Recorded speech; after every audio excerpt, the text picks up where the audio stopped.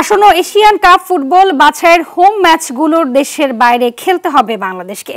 AFC স্ট্যান্ডার্ডে কোনো মাঠ প্রস্তুত না থাকায় এমন শঙ্কা জেগেছে বলে আরটিভিকে জানান বাফুফের সহসভাপতি ও ডেভেলপমেন্ট কমিটির চেয়ারম্যান নাসের শাহরিয়ার জাহেদি।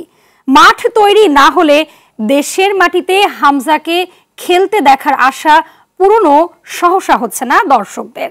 আতিকুল ইসলাম শাকিলের রিপোর্ট, ক্যামেরায় ছিলেন জহিরুল ইসলাম।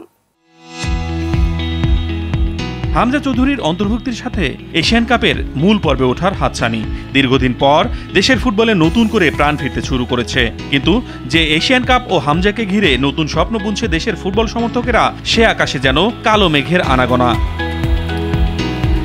অ্যাওয়ে ম্যাচে প্রতিদ্বন্দ্বিতা করে হোম অ্যাডভান্টেজ কাজে লাগিয়ে মূল পর্বে যাওয়ার লক্ষ্যের কথা আগেই শুনিয়েছিলেন বাংলাদেশের কোচ, কিন্তু বাফুফে জানাচ্ছে দেশের মাটিতে নাকি ম্যাচ আয়োজনের জন্য সময় মতো মাঠই প্রস্তুত হচ্ছে না।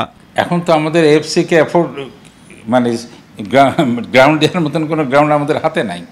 তো সুতরাং 25-এ আমরা এফসির হোম গ্রাউন্ড নিয়ে এটা সম্ভবপর হবে না, এটা বাইরে খেলতে হবে আমাদের। ঢাকায় স্টেডিয়ামের সংস্কার কাজ চলায় সেখানে খেলা নেই দীর্ঘদিন। ঘরোয়া লিগের খেলা ঢাকার বাইরে হলেও সেসব মাঠ আন্তর্জাতিক মানের নয়। ঢাকা স্টেডিয়ামে ফ্লাড লাইটের কাজ শেষ হতেই সময় লাগবে অন্তত 6 মাস, যেখানে এশিয়ান কাপে হোম ম্যাচে সিঙ্গাপুরের বিপক্ষে খেলা জুন মাসে। আমরা এটা ফেডারেশন থেকে ক্লোজলি মন্ত্রণালয় এবং ন্যাশনাল স্পোর্টস কাউন্সিলের সাথে আমরা যোগাযোগ রাখছি। আমাদের যে জাতীয় স্টেডিয়াম, সেইখানে আজকে প্রায় 2.5-3 বছর ধরে শুধু সংস্কারই হচ্ছে। ফ্লাড লাইট ওখানে এখনও বোধহয় আরও 1-6 মাস লাগবে রেডি হতে। এশিয়ান কাপের বাছাইয়ে অক্টোবরে হংকং ও নভেম্বরে ভারতের বিপক্ষে 2টি ম্যাচও হোম অ্যাডভান্টেজে খেলার সূচি নির্ধারিত আছে।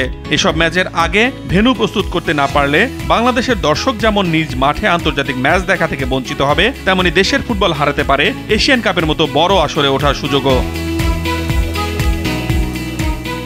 আতিকুল ইসলাম শাকিল, আরটিভি, ঢাকা।